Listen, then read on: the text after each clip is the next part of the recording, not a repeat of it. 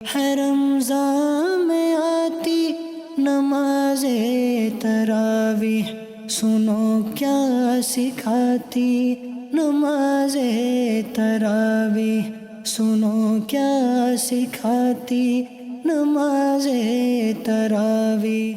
الحمد لله رب العالمين والصلاة والسلام على سيد الأنبياء والمرسلين أما بعد فأعوذ بالله من الشيطان الرجيم بسم الله الرحمن الرحيم الصلاة والسلام عليك يا رسول الله وعلى آلك وأصحابك يا حبيب الله الصلاة والسلام عليك يا نبي الله وعلى آلك وأصحابك يا نور اللہ۔ حضور نبی رحمت صلی اللہ تعالی علیہ وآلہ وسلم کا فرمان عالی شان ہے، قیامت کے روز میرے سب سے زیادہ قریب وہ شخص ہوگا جس نے مجھ پر دنیا میں کثرت سے درود پاک پڑھے ہوں گے۔ صلو علی الحبیب صلی اللہ تعالی علی محمد صلی اللہ علیہ وسلم۔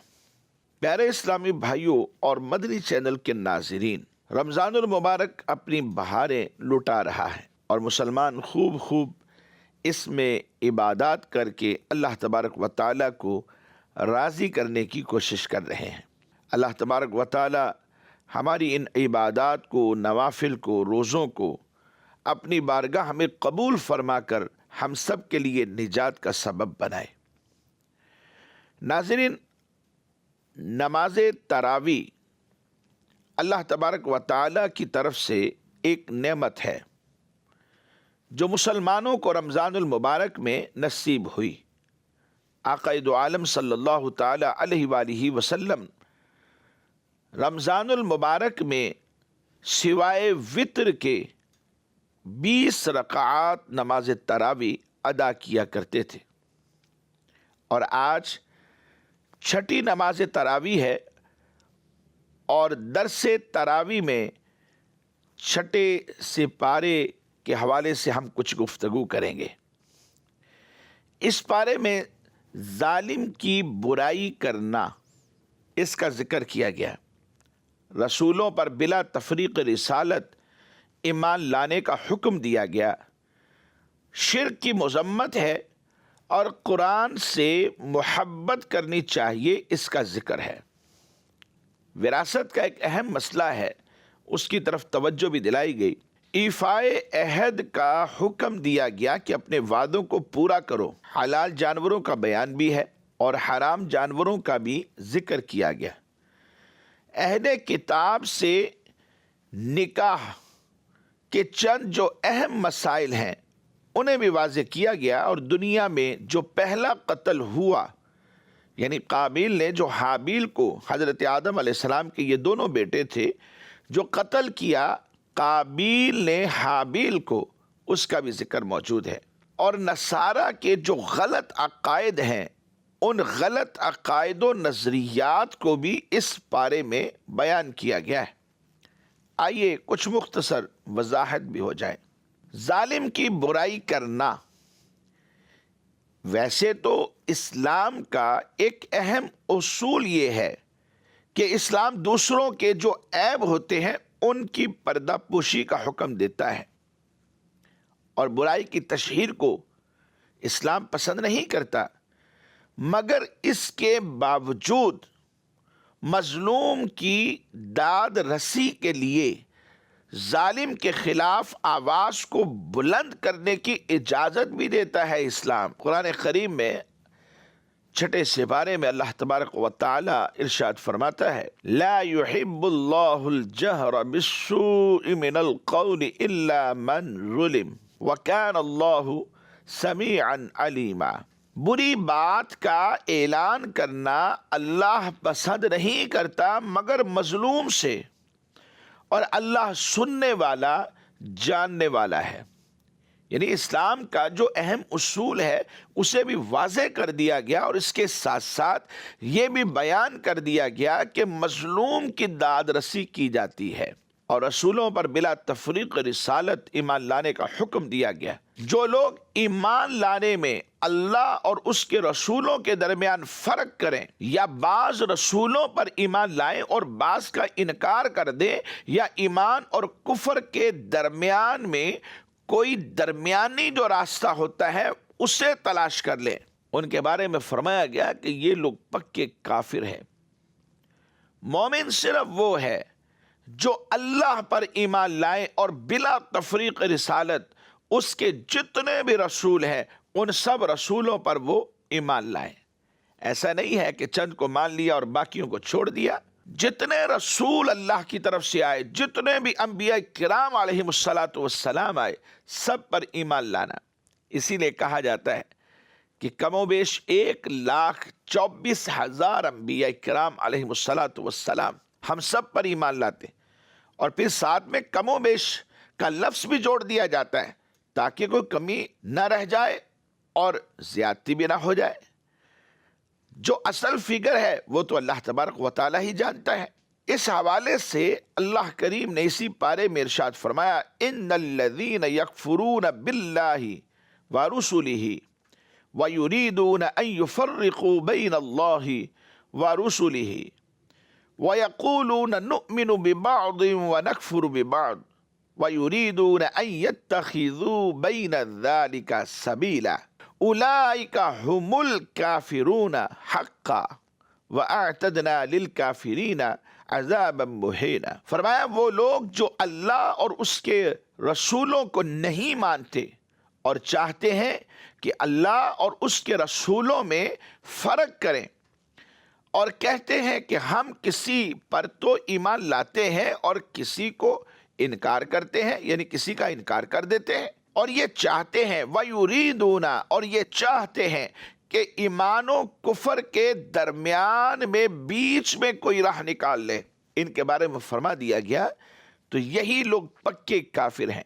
اولئک ھم الکافرون حقا، اور ہم نے کافروں کے لیے ذلت کا عذاب تیار کر رکھا ہے۔ تو مدنی چینل کے ناظرین، سب رسولوں کو مانا جائے گا بلا تفریق رسالت، سب پر ایمان لانا ہم پر واجب ہے، ہم پر لازم ہے، ہم پر فرض ہے۔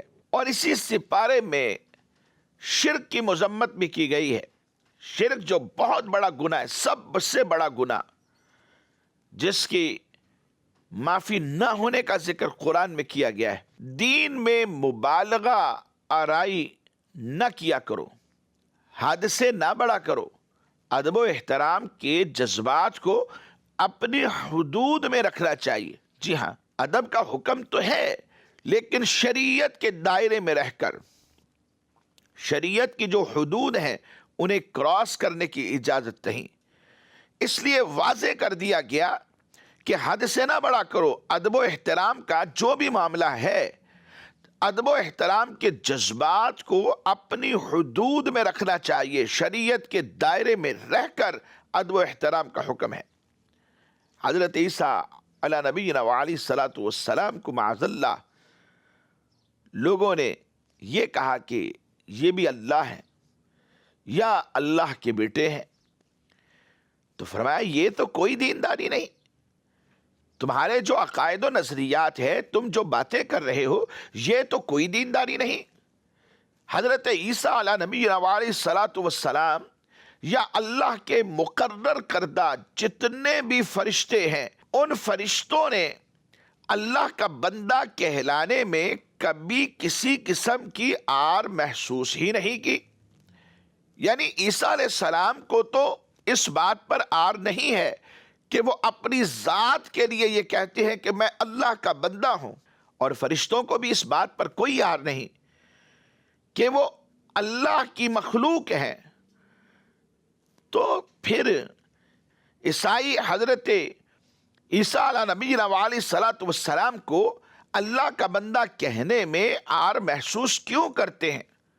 جن کے لیے یہ آر کا معاملہ ہے وہ تو محسوس نہ کریں، اور تم خام میں اپنی ذات کے لیے آر محسوس کرنے لگو۔ تو فرمایا معبود تو صرف اور صرف اللہ تبارک و تعالی ہی ہے، وہی معبود ہے، وہی مسجود ہے، وہی خالق ہے، وہی مالک ہے، وہی رازق ہے، وہ ہمارا رب ہے، وہ اللہ ہے، وہ اولاد سے پاک ہے، اور اس کے ہاں قرب حاصل کرنے کا جو معیار ہے وہ نیک اعمال ہے، یعنی ایمان کے بعد نیک عمل۔ جو ایمان اور اعمال صالحہ کرے گا تو فرمایا اسے پورا پورا اجر دیا جائے گا۔ اللہ تبارک و تعالیٰ ارشاد فرماتا ہے، فرمایا اے کتاب والو اپنے دین میں حد سے نہ بڑھو، اور اللہ پر سچ کے سوا کوئی بات نہ کہو۔ بے شک مسیح مریم کا بیٹا عیسیٰ صرف اللہ کا رسول اور اس کا ایک کلمہ ہے جو اس نے حضرت بی بی مریم کی طرف بھیجا، اور اس کی طرف سے ایک خاص روح ہے، وروح من، تو اللہ اور اس کے رسول پر ایمان لے آؤ، فآمنوا باللہ ورسولہ، تو اللہ اور اس کے رسولوں پر ایمان لے آؤ، اور نہ کہو کہ معبود تین ہے، یہ نہ کہو کہ معبود تین ہے، اس سے باز رہو، یہ تمہارے لیے بہتر ہے، باز رہنا تمہارے لیے بہتر ہے۔ کیوں؟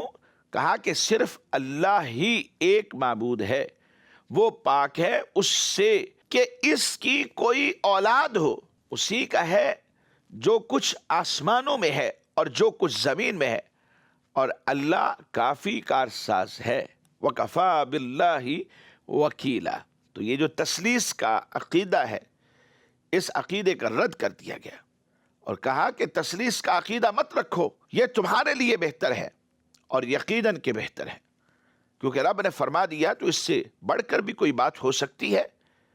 ہم اپنے مالک و خالق کی بات کو تسلیم کرتے ہیں، اور یہ ہم پر لازم ہے، فرض ہے کہ ہم سرنگو کر دیں اللہ کے احکام کے آگے اور مان لیں، سر تسلیم خم کر دیں۔ قرآن کی محبت کا بھی ذکر ہے، اس کے بعد ہی چونکہ یہ جو تثلیث کے معاملات تھے، اس کے بعد ہی آیت نمبر 174 سے ایک بار پھر انسانوں کو دعوت دی گئی کہ تمہارے پاس قرآن حکیم کی صورت میں حق کی دلیل اور ہدایت کی واضح روشن نشانی آ چکی ہے۔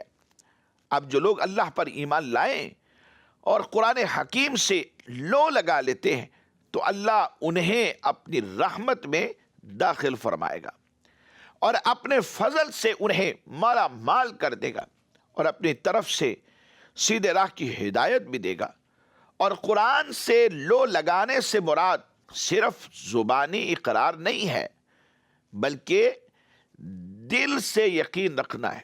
ہمارے پہلو میں جو دھڑکتا ہوا دل ہے، اس دل سے یقین رکھنا ہے کہ یہ اللہ کا کلام ہے، اس کی باقاعدہ تلاوت کی جائے، اسے سمجھنا، اور اس کے جو احکامات ہیں، مدنی چینل کے ناظرین درس تراویح کی برکت سے، مدنی چینل کے توسط سے آپ یہ سماعت کر رہے کہ قرآن کے حوالے سے صرف زبانی اقرار نہیں، دل سے بھی یقین رکھے کہ یہ اللہ کا کلام ہے، باقاعدہ اس کی تلاوت بھی کرے، اسے سمجھے اور اس کے احکامات پر عمل کرے، اور جو اجتماعی احکامات ہیں ان کے نفاذ کی کوشش کی جائے۔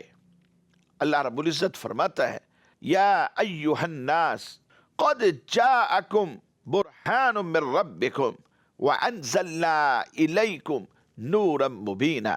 فرمایا لوگوں، بے شک تمہارے پاس تمہارے رب کی طرف سے واضح دلیل آ گئی ہے، اور ہم نے تمہاری طرف روشن نور نازل کیا ہے۔ تو قرآن کریم کی عظمتوں کو واضح کیا گیا کہ قرآن نور ہے، قرآن اللہ کی واضح دلیل ہے۔ یوں ہی وراثت کا ایک مسئلہ بھی اسی سورہ مبارکہ میں بیان کیا گیا، یہ کلالہ کا مسئلہ ہے۔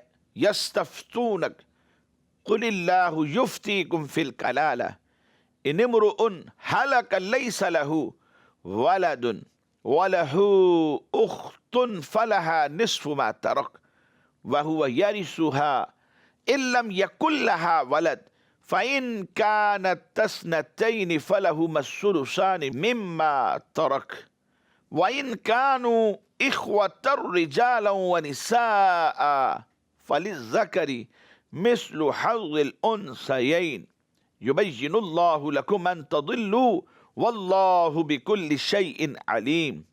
فرمایا حبیب تم سے فتویٰ پوچھتے ہیں، تم فرما دو کہ اللہ تمہیں کلالہ کے بارے میں یہ فتویٰ دیتا ہے، اگر کسی مرد کا انتقال ہو جس کے اولاد نہ ہو اور اس کی ایک بہن ہو تو ترکہ میں اس کی بہن کا نصف ہوتا ہے، آدھا حصہ ہوتا ہے، 1/2 دیا جاتا ہے، اور مرد اپنی بہن کا وارث ہوگا۔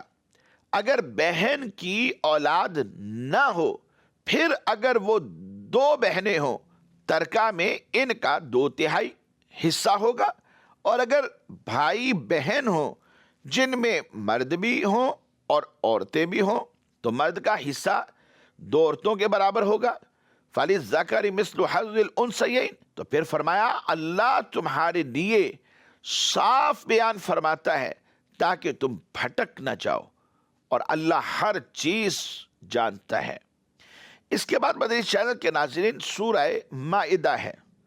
سورہ مائدہ یہ بھی مدینہ منورہ میں نازل ہوئی، سوائے اس آیت کے الیوم اکملت لکم دینکم واتممت علیکم نعمتی ورضیت لکم الاسلام دینا، کیونکہ اس کے بارے میں کہا جاتا ہے کہ یہ عرفہ کے دن میں مکہ مکرمہ میں نازل ہوئی تھی۔ نبی علیہ السلام نے خطبہ میں اس آیت مبارکہ کو تلاوت فرمایا۔ اس سورہ مبارکہ میں 16 رکوع ہیں اور 120 آیات بینات ہیں۔ اسے مائدہ کا نام کیوں دیا گیا؟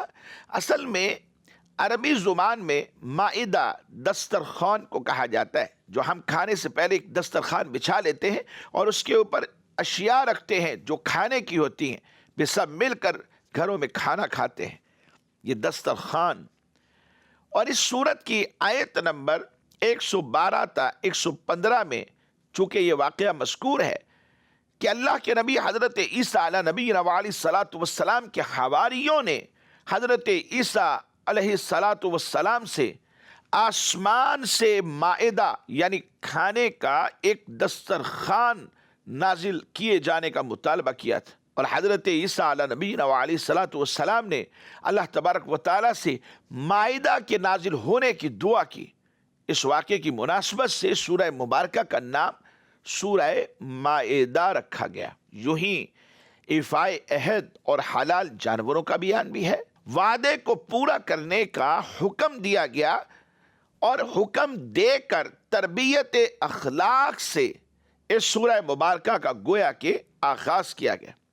انفرادی، اجتماعی، بلکہ بین الاقوامی معاملات تعلقات میں وعدے کو پورا کرنے کی اہمیت ہر ذی شعور آدمی جانتا ہے، اور یہ روز روشن کی طرح واضح ہے کہ بات ہوتی ہے، وعدے کیے جاتے ہیں تو ان وعدوں کو وفا بھی تو کرنا ہے۔ اور مزید فرمایا گیا کہ مستثنیات کے سوا جن کا بیان آگے آئے گا، 4 پاؤں والے جانور یہ حلال کیے گئے، لیکن احرام کی حالت میں شکار جو ہے یہ حلال نہیں ہے۔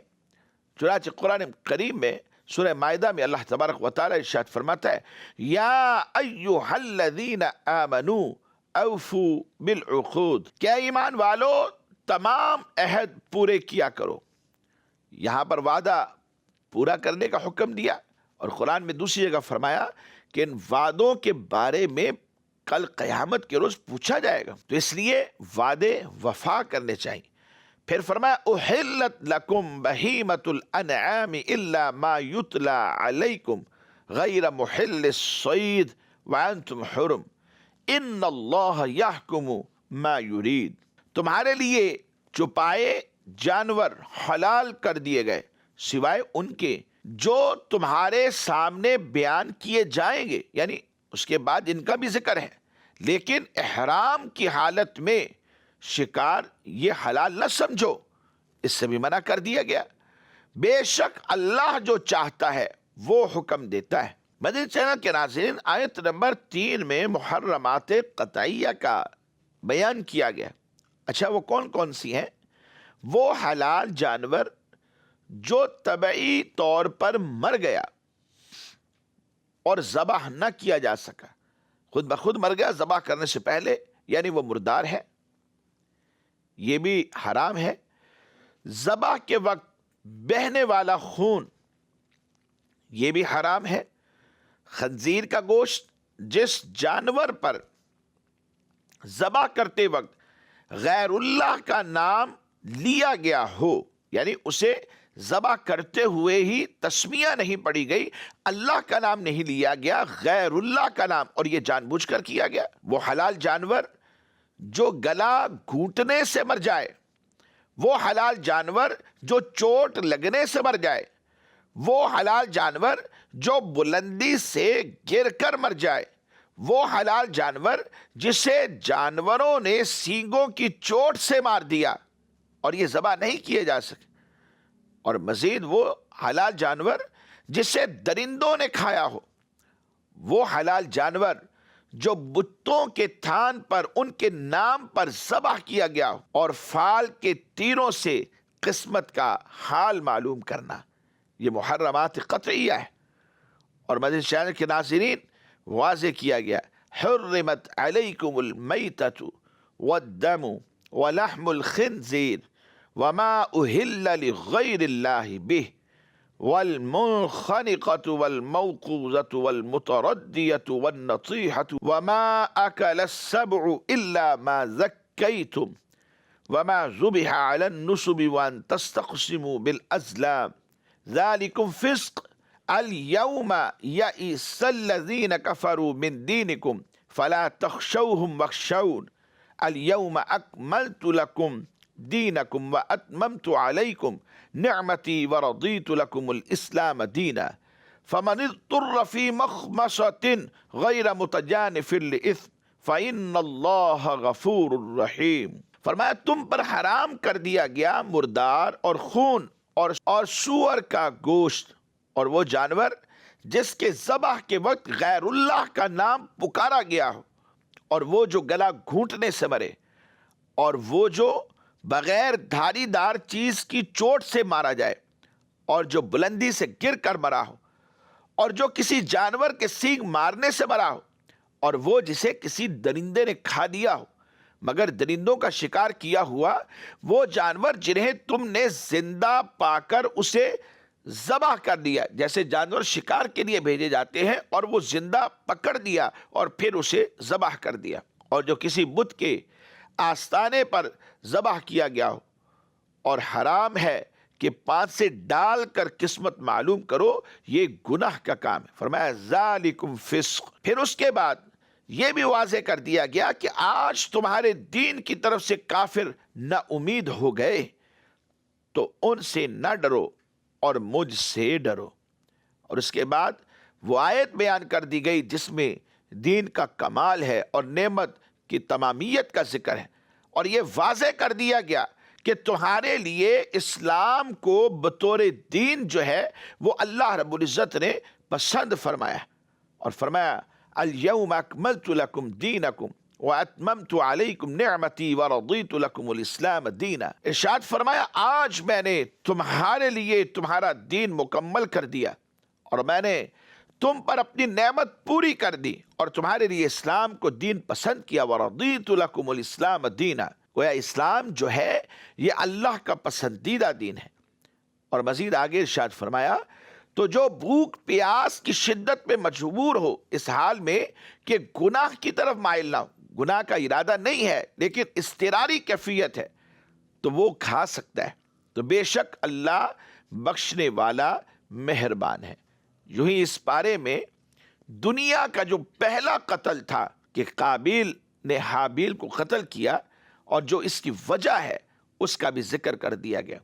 نصارہ کے غلط عقائد کا ذکر ہے، اور اللہ نے فرمایا وَمَا مِنْ إِلَٰهٍ إِلَّا إِلَٰهٌ وَاحِدٌ وَإِن لَّمْ يَنْتَهُوا عَمَّا يَقُولُونَ لَيَمَسَّنَّ الَّذِينَ كَفَرُوا مِنْهُمْ عَذَابٌ أَلِيمٌ أَفَلَا يَتُوبُونَ إِلَى اللَّهِ وَيَسْتَغْفِرُونَ وَاللَّهُ غَفُورٌ رَحِيمٌ مَا الْمَسِيحُ ابْنُ مَرْيَمَ إِلَّا رَسُولٌ قَدْ خَلَتْ مِنْ قَبْلِهِ الرُّسُلُ وَأُمُّهُ صِدِّيقَةٌ كَانَا يَأْكُلَانِ الطَّعَامَ انظر كيف نبين لهم الآيات ثم انظر أنا يؤفكون۔